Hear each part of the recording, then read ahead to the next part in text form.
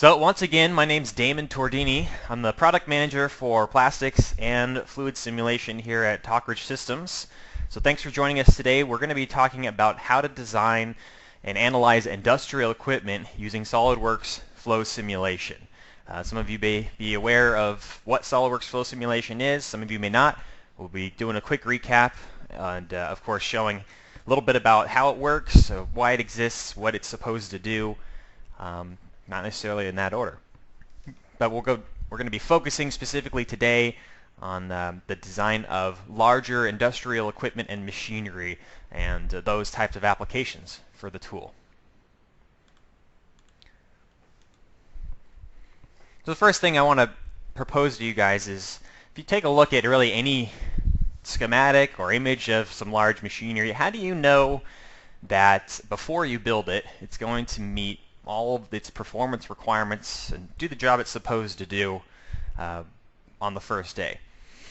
You know, a lot of these situations, of course, if you have any experience in designing large industrial equipment, it's not something that perhaps you plan on producing in a large production run. In fact, in a lot of cases, maybe you're only planning on building one of whatever you're designing.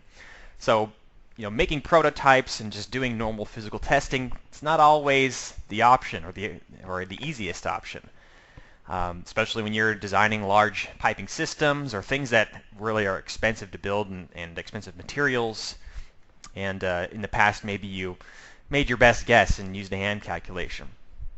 So of course, thankfully, because we have software tools like SOLIDWORKS and other CAD design programs, we can take that geometry that we're creating in 3D space and we can use that to run simulations, you know, analyze the performance of whatever we're building before we actually start cutting material. And the type of simulation that does this kind of a job is called CFD, Computational Fluid Dynamics. It's the simulation of real-life fluid flow and heat transfer associated with that. And so in the realm of what we offer at Talkridge Systems, that falls into the simulation category, you know, where basically you would be designing some geometry, hopefully in SOLIDWORKS, and then of course using some analysis tool to see if it's going to do the job or not, and to basically figure out if there's improvements that can be made. You know, can you change the design or optimize it in some way, either to do its job better or to continue doing the same job and performing the way it needs to be, but maybe making it cheaper or optimizing the design in some way. And then of course from there going on to prototyping and manufacturing if that's relevant, and then documentation and everything else. And so within the simulation products that we offer at Talkridge Systems, the one that's going to do this kind of job primarily is called SOLIDWORKS Flow Simulation. Again, that's the CFD tool that's integrated into SOLIDWORKS. So this is going to simulate almost any kind of fluid flow situation, whether it's, you know, heat transfer of air flowing through something, and fans blowing on electronics, liquids flowing around in piping systems, heat exchangers, aerodynamics of aircraft, a wide range of things. Of course, we have other tools in the simulation family that can do everything from a stress analysis to, you know, vibration or fatigue, and even some really advanced things in our Simula Abacus tool, which is more of a high-end analysts type analysis program, which also does have some fluid calculation capabilities in it as well, especially for things like fluid structure interactions or multi-physics simulations. But most of the time, the best tool for the job is going to be SOLIDWORKS Flow Simulation, especially because of the integration that it has if you're doing your design in SOLIDWORKS. So specifically, this, again, it's a CFD tool, as we talked about, but what we refer to this as is a general purpose fluid flow and heat transfer simulation tool. So it uses CFD, but it's not a separate program. It's fully integrated into SOLIDWORKS, and the main difference is that it's designed to be used by a normal design engineer without any particular expertise in CFD. Any information that you might have needed in the past to use other CFD programs that was sort of an abstract nature or didn't have anything to do with the real design, we tried to eliminate.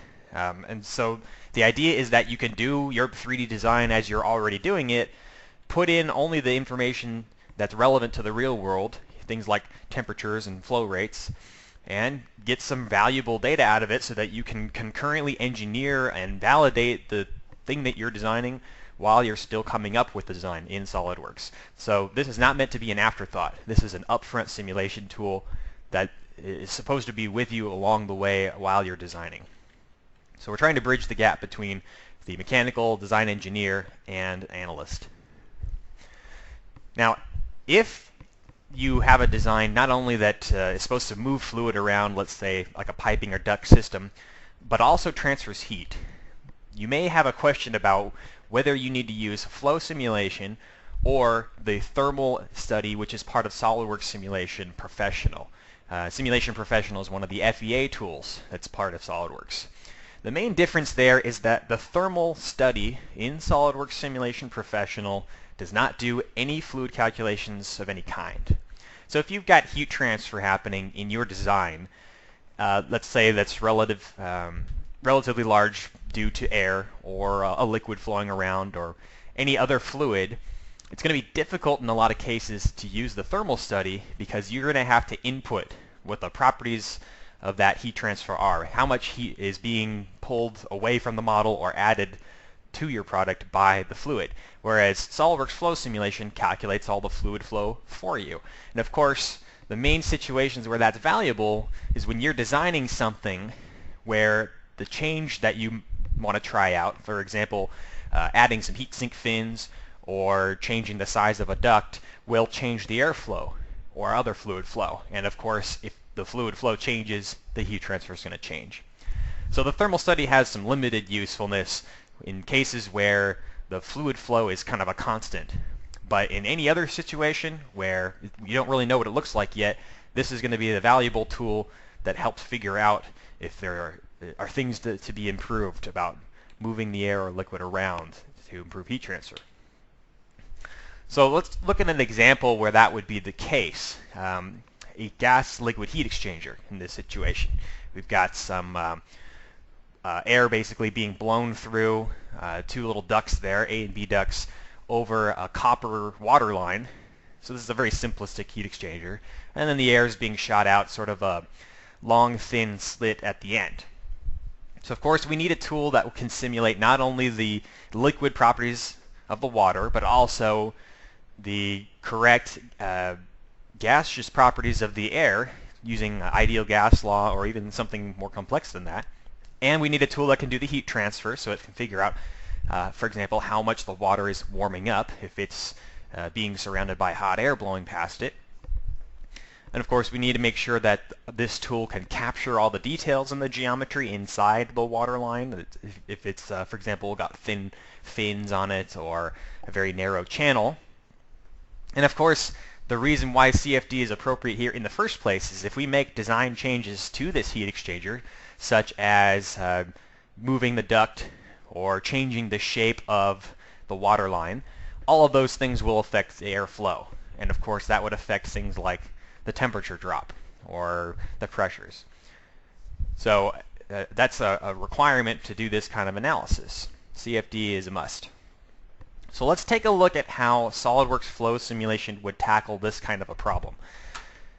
I'm going to go into SOLIDWORKS here. This is SOLIDWORKS 2017, the newest version of SOLIDWORKS, which of course still has flow simulation in it as a part of it. Flow simulation's been around for about a decade now. Of course, there are improvements every year, particularly this year. In 2017, we've added a lot of capability for automatically importing properties from your models, as well as improving the optimization that's in flow simulation. You can check out a webinar that we recorded from last fall about all of the enhancements in 2017. But for now, I'm going to open up this heat exchanger model in SOLIDWORKS. So this is a fairly simple assembly that's been created here where, again, I've got my duct, I've got my copper water line modeled up and some end caps. So I just want to simulate flowing the air through the duct and then also flowing the water through the water line so that I can see how much pressure would be required to pump that water through. It'll help me figure out what kind of pump I need, and it'll help me figure out how effective the heat exchanger is as well. How much am I cooling down the air that's coming in, for example.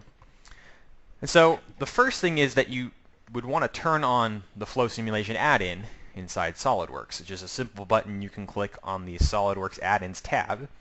That's going to get you into the tools you need to run this kind of analysis. But of course, in the past, one major issue with CFD or a lot of other simulation tools was having to either export your model or modify the model just to get it ready to do simulation, which in a lot of cases was very time consuming. It wasn't practical to just run a simulation like this on your design that you've already created and are working on. In fact, in some cases it was necessary to model a part that was the shape of the air or shape of the water and put materials on them. So in Flow Simulation we've tried to eliminate that, and all that's necessary to set up a model for simulation in Flow Simulation, especially if what we want to do is called an internal analysis. In other words, we only care about the fluid behavior inside the geometry. There's a tool we have called Create Lids. So where we have our inlets and outlets in the model, we're going to use this Create Lids tool to simply cap those off. So for example, I can click on any of these flat faces on the model, and you see a little blue extrude is being filled into whatever the opening is. And as soon as I click the button on all those faces to fill those cavities, and I click OK, now I should have a sealed enclosed model where the simulation will be able to calculate where exactly the air and water are. And in addition to that, now those lids are going to give me a place to click to put in my inlet and outlet conditions, like a flow rate or temperature conditions.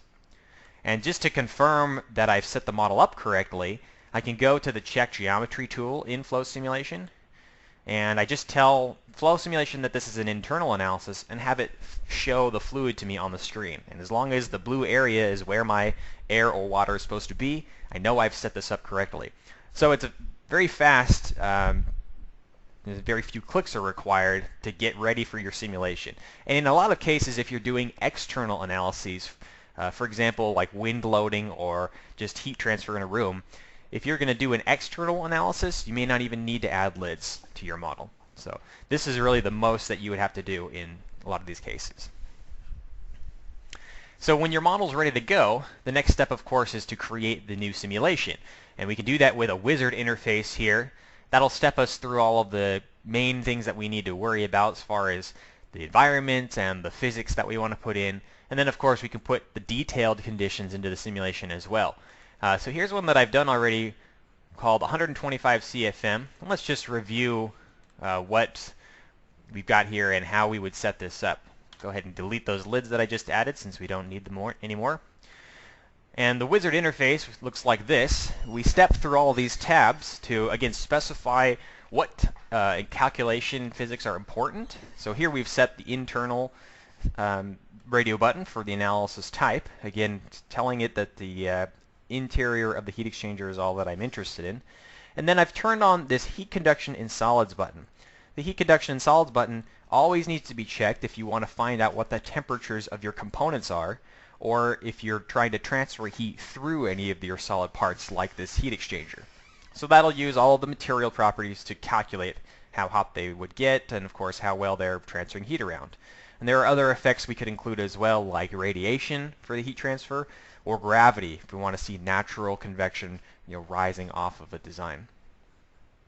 Of course, we would specify our fluids. We've got a pretty robust fluid library in Flow Simulation, including both air and water, with the models that also have curves for all of their properties, such as density and specific heat, and those are going to vary with temperature as well. So we will not need to create new versions of the air or water model just because we're in a different environment. They're ready to go. And you can see here they also will calculate both laminar flow and turbulence wherever that develops. And it's all built in and automated, so you don't have to specify what turbulence model you want to use or which areas of the model are going to be turbulent. Of course, we have to specify materials as well. Here we've defined what the default solid material is. This is stainless steel. And then we would specify any other materials as well separately from that. And then, of course, we also put the initial conditions in. What environment is this going to operate in? And so here, if it's a heat exchanger on, let's say, a factory floor, I'd simply put in, let's say, ambient temperature and pressure at sea level, or any other value of a different environment if that was appropriate. So those are the key settings in the wizard that we would go through. And then, of course, we'd have to put in some specific material and boundary conditions. So again, for example, the default material was steel in this analysis, but I've also got this water line that's not steel, it's copper. So I would click my drop-down menu and put in solid material and specify copper or any other appropriate material for that part. And you can see here, in this case, I've got a multi-body part, so I would apply it to the specific body in that component. Any separate body is treated as a separate part in Flow Simulation. So here I've got my copper material. Everything else is going to be stainless steel.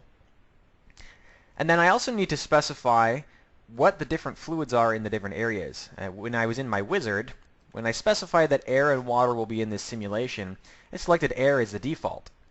So in that blue area you saw earlier with the fluid region tool, that's going to be air by default. But inside this copper water line, I need to have water. So I create something called a fluid subdomain. And the fluid subdomain will allow me to specify that there are different enclosed cavities with different fluids in them. So here I've got a fluid subdomain for the water, and all that's necessary is to select any face on the inside of that part. So for example, I could select the inside face of the tube there, and in blue, if you'll take a look, that's going to designate water inside that cavity. Or any other fluid that I want to add. I can go back to the wizard and choose that. And then of course I can put my flow rates on as well. So if we look at our boundary conditions, that's where we define either a known volume flow rate or velocity, either at an inlet or outlet, or alternatively we can define what the pressure conditions are at inlets or outlets. So for example here, I've got an inlet volume flow rate of 125 CFM, where I just clicked on the inside face of the lid here, and I've specified that volume flow rate, of course, which is going to correlate to a certain amount of velocity and a certain velocity profile. When the air then flows through the heat exchanger and out the other end, of course, I need to specify some other condition for the lid here. But I don't want to put in another flow rate, because that would be redundant. In fact, I may not know what the, let's say, velocity is, or mass flow rate. So instead, I put in what's called a pressure condition, and specifically this is what we're defining as an environment pressure. And really all we're saying here is that once the air exits this lid, this is the environment that's going to be flowing into. And these numbers here are, again, just pressure and temperature at sea level in a typical room. So we're basically saying that there's no extra resistance or back pressure for the air flowing out of this device. Although if there was, we could simply change the pressure value or change the temperature. We're at 406 inches of water right now, which is basically 1 atmosphere. If we were trying to assume that there was more pressure because of either a tank that this is going into or another duct, we could, let's say, type plus 20 to add an additional 20 inches of water pressure at that outlet. And that would require more pressure at the inlet to move the air through.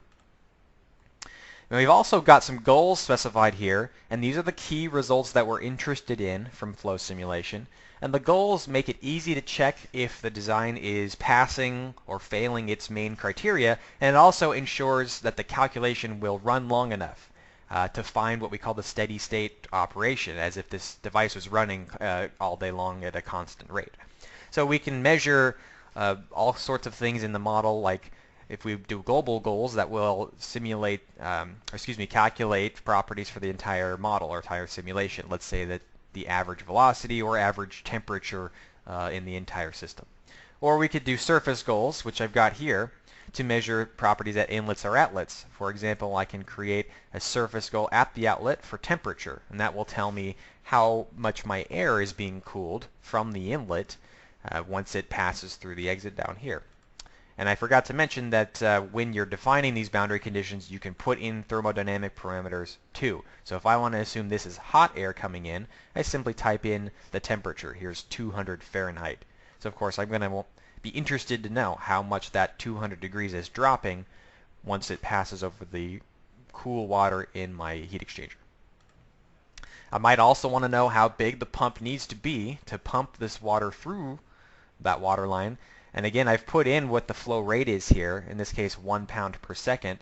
And so I'll also want to measure what the pressure drop is from inlet to outlet. So here I've got surface goals measuring the pressure at the outlet here and also pressure at the inlets. And if I wanted to know what the difference between those two is, the pressure drop, I could create what's called an equation goal, which is basically like an Excel function in SOLIDWORKS. And I can simply click on the goals that I want to use in this equation and put in math operators like plus, minus, or multiplication, or sine, or cosine. And so I've got one here which I created called waterline pressure drop, and that's simply the difference in the two pressures. And I can use that to create any kind of calculation I want. So even if you've got something fairly complex in a hand calculation or spreadsheet that you use to evaluate your design, you can plug it right into SOLIDWORKS and have that feedback immediately. So at this point we can run the analysis. I'm going to use a basic mesh setting of 2 here. You can see that in my slider under the global mesh settings I can go from 1 to 7, which will change the amount of mesh refinement. Of course, higher means that it will be more accurate, but it will take longer to solve. So 2 is a good starting point for like a first pass analysis. And when I click the run button here, this is going to pop up my solver options. And here this is going to mesh and solve the analysis at the same time, automatically figuring out how much refinement needs to be done around or inside any of my components. And it's going to run the analysis on my computer locally using all available CPU cores. In this case I have 4. Alternatively, Flow Simulation lets you send the job that you have over a network to another computer. All you need is for some other computer on your network, either in your office or elsewhere, to have SOLIDWORKS installed on it. It does not need another Flow Simulation license. It just needs SOLIDWORKS installed. And if you wanted to use this functionality, you just have to put in the computer name or IP address on your network and make sure that you don't have any firewalls blocking the relevant port. And that's it. It'll send the calculation job to the other computer and come immediately back when the results are done. But in this case, I'm going to run it locally. So let's hit the run button. This is a relatively coarse mesh, so it should solve pretty quickly here. And we're going to see the solver window pop up. This is the mesh being generated once it scans all of the faces in the model. We get a certain number of cells, which is what we refer to as a piece of the mesh. And then as the calculation progresses, what we can do is pull up things like preview plots. If I pause the analysis here, we can look at any kind of a cross-section of, let's say, temperature or pressure while the analysis is running. And we can also see, as the simulation progresses here, will be the convergence plot. So the convergence plot will show us what the current value of all of the goals are that we created. And so again, these goals are being looked at by the solver to figure out when the analysis has been run long enough and it's tracked enough air particles from inlet to outlet to find the steady state operation. In other words, what the properties would be if this device was running at a constant rate all day long. So this is going to finish in about 40 seconds here, 50 seconds, which is typical for a computer like what I'm using, which is a Dell laptop. And you can see that in this case, by the way, I had about 30,000 cells, and with a decent amount of RAM, let's say 8 gigs, I would be able to do up to at least 3-4 million cells. Of course, it will take longer to solve, but that would let me do much more complex geometry at a much tighter mesh if necessary. So when the solver's finished, again, I have my goals right here, and this is already telling me what sort of the key results of my simulation are. If I, for example, wanted to know how much temperature drop there's been, you can see right here that the temperature at my outlet is about 175 degrees, so that's about 25 degrees from the inlet. And then I can also see what my average velocity was and how much pressure drop there was in that water line. Here I've got about 90 inches of water, meaning that I need a pump that can put out at least 90 inches of water at the given flow rate. So that'll help me figure out how expensive this design is going to be right off the bat, and maybe how reliable, or if there's a way I can improve it. And of course, all of the visual plots in Flow Simulation will help me figure out why the behavior is the way it is, and if there's anything that I can improve or how I can improve the design to maybe give it a better temperature drop or less pressure, or maybe do the same job that it's supposed to do. Here I've got cut plots shown on the screen, which is like a section view with whatever result I'm interested in. In this case, I've got turbulent intensity, or maybe I want to look at velocity, which of course is going to show the air coming in at high speed through these dual ducts, and then out past the heat exchanger, out the water line.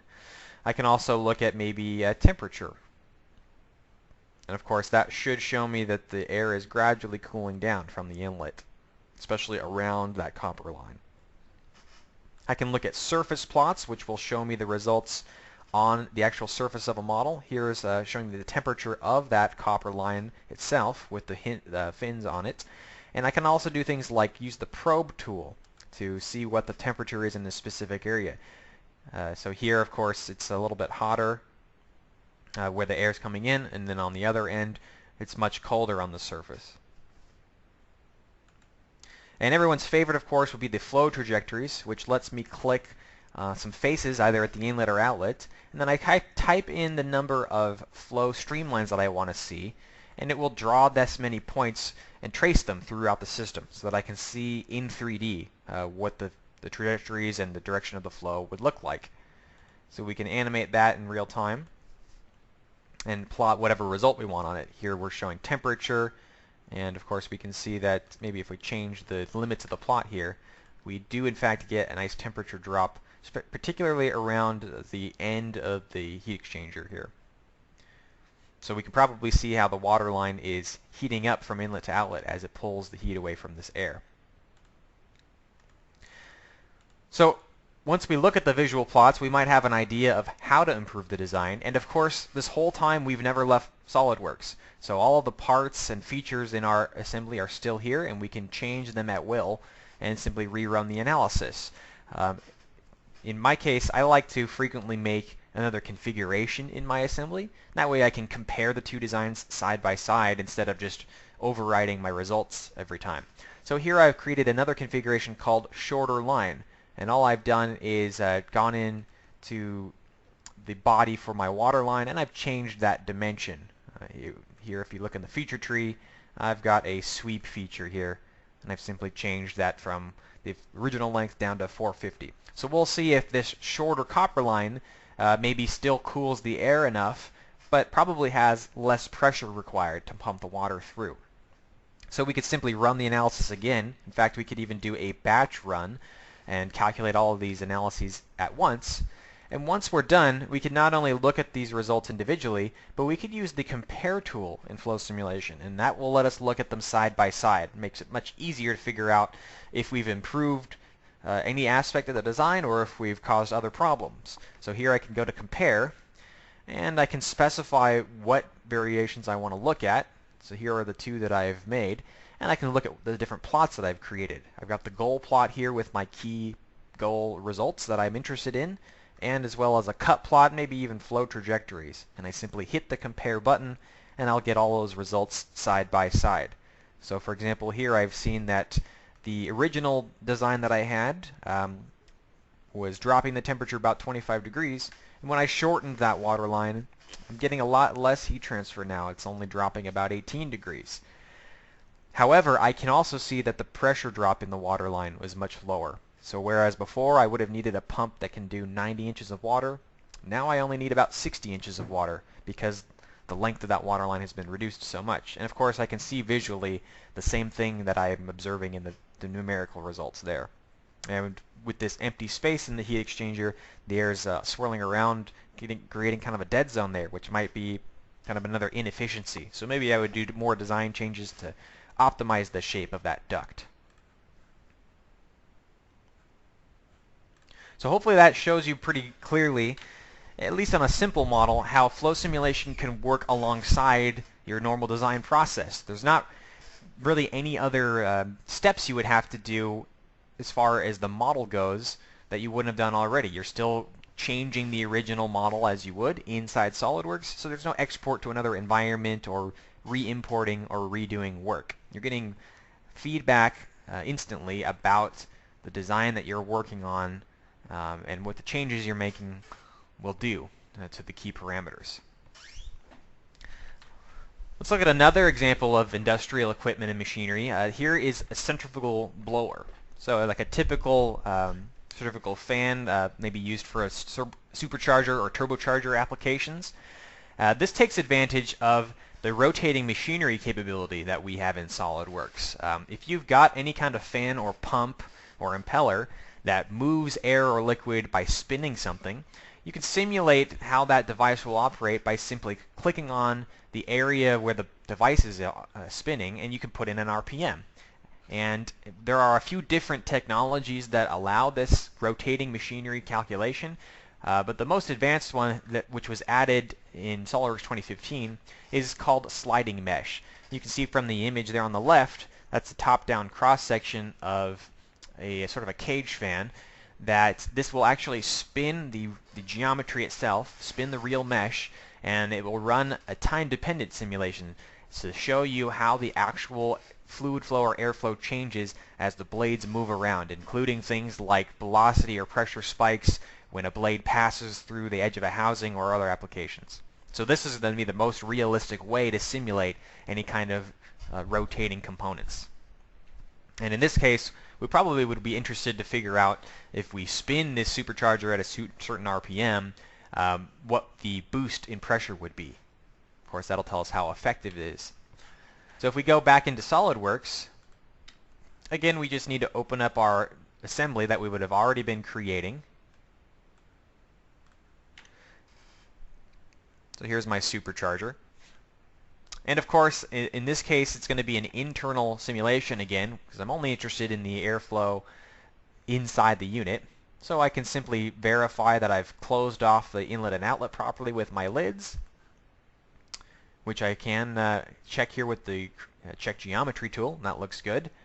And then of course I'd put in my boundary conditions like I did before and set up the project through the wizard. The only thing I'm doing differently here is I've enabled that time-dependent option so that I can actually see the blades spinning around in real time, and I've turned on the rotation option with the local regions sliding approach. Again, that will let me actually simulate the real movement of the blades. There are some other approaches here, for example, local regions averaging and global rotating, and those will more just mimic the average sort of angular velocity if you type in an RPM. The nice thing about the global rotating approach is that if you've got, let's say, just the impeller and you're only working on, let's say, the blade design and not the full product or system yet, you can analyze the part by itself, which will be much faster and let you hone in what that blade design should look like, just based on how much, let's say, air it's able to move in any general system. So you can start there and then move on to a more complicated model. Of course, I've got air again in this case, and I've also got just the typical conditions inside a car engine. I've got temperature of 95 degrees coming in for the air, maybe from a warm intake, but I do just have regular sea level atmospheric pressure. So the only thing required for rotating machinery here is this rotating region definition. And so basically we add this input into our flow simulation project, and all that's required is that we select the area that we want to assume is rotating and type in an RPM. Here I've typed in 80,000 RPM. In this case, what we would need to do is just model up a simple region that surrounds the rotating part, in this case the compressor wheel. So if I do a quick section view here, you can see what this looks like. In most cases, it's easy to simply create a part and do a single revolve feature where you can just grab the profile of the rotating machinery, for example. So here I've opened it up by itself so you can see what that geometry looks like. And so again, this doesn't need to be anything more complex than a revolve, and that's what you would select to type in the RPM. Now, in addition to that, I've got my goals specified, of course, as well as just the typical pressure conditions at inlet and outlet, atmospheric pressure coming in there. And then I can put in a mass flow rate, how much air am I expecting to be able to go into the engine, and that's of course going to be based on the engine displacement, right? You could alternatively put a pressure condition there too if you knew what that value was. And then I've got goals here measuring everything from the inlet and outlet pressures to the torque on the supercharger compressor itself. So I know how, basically how much torque I'll need to generate to spin this. And then of course I've got equation goals like the supercharger boost, measuring the pressure at the outlet minus the pressure at the inlet. And that's how much I'm boosting the incoming air by the spinning of the wheel. Of course, this analysis would take a little bit longer because we've added the complexity of the rotating machinery. In this case, when I ran it on my computer here earlier today, we've got a solve time of about 8,000 seconds, so that's about 15 minutes or so. But the mesh was a little bit more detailed. We've got about 100,000 cells here to capture all the details around the compressor blades and other things. So of course, when we run this simulation, we can look at all the same type of result plots, including the mesh, seeing the amount of refinement that's been done around those different components. We can of course see surface plots on the housing or the compressor wheel itself. Here's a surface plot on the compressor wheel of the density of the air. Of course, if we're compressing the air as it comes in, that will show up in the density going up, and that's the whole point of this, of course, is to pack more air into the combustion chamber of an engine. We can look at, of course, cross-section views showing velocity. Here we can see the flow vectors coming in, and of course the velocity peaks right around the compressor blades, and then they slow down a bit where we've got this swirl effect. And of course that's what expands the flow through this diffuser at the end. And of course we can also look at the flow trajectories, again to see more clearly in 3 dimensions what the streamlines look like, and to plot things like velocity or maybe pressure on those results. Let's look at pressure here. We should see the pressure going up, of course, from the inlet, and here you can see it is starting at around 14 psi, which is 1 atmosphere, and boosting up to around 20. And of course, if we want the exact numbers for all of these things, we can go look at our goal plot. So in this particular case, we can see how much boost we're getting with this baseline design. We can see how much torque is required to turn the impeller, but we might want to know if there are changes we could make to improve the design. Maybe we want to try to get more boost, and so we're thinking that a change to the geometry of the compressor will do the trick. So maybe we could change any of these features, change the angles or thicknesses of the blades, or maybe something simple like simply change the number of blades. So here I've switched over to another revision of my design where I have eliminated the smaller compressor blades and left the large ones only. So there's only 6 left. And of course, again, all it's needed to do would be to copy my study that I've already created to this new version of the design and simply rerun the analysis. And now I can use the compare tool to check those results side by side, and for example, just looking at the goals here, figure out if I got more boost or less by making that change. And in this case, it looks like the boost pressure actually went down. So that was a bad design choice by removing those blades. I've removed surface area, so I've got less material actually compressing the air. So that way I have an idea, especially if I run a large batch of studies or even use the parametric study optimization capability. Maybe I wanted to try everything from 4 to 16 or 24 blades. That will give me an idea of these trends, and I can hone in which part of the curve I want to be at. And I can even do things like run a parametric study to compare design choices, but also a parametric study comparing different performance situations. For example, not only 80,000 RPM, but other RPMs, or for example, different flow rates, depending on my throttle position in the engine. And those can all be generated and exported to Excel, and I can get boost curves like this, showing me how much boost pressure I can expect for different CFM. And this is telling me, for example, if I ran the same analysis at different CFM, I get the most boost pressure at the low end, 100 CFM. So again, all this is possible because of the integration with the SOLIDWORKS CAD tool that we're already operating inside. And the fact that the automated meshing in Flow Simulation means that every time you make a change to your geometry, you can just hit run again. And it's very rare that you'll have to change any of your mesh settings just because the model is different. So we're not starting from scratch or figuring out how to mesh a design just because we want to try out a variation.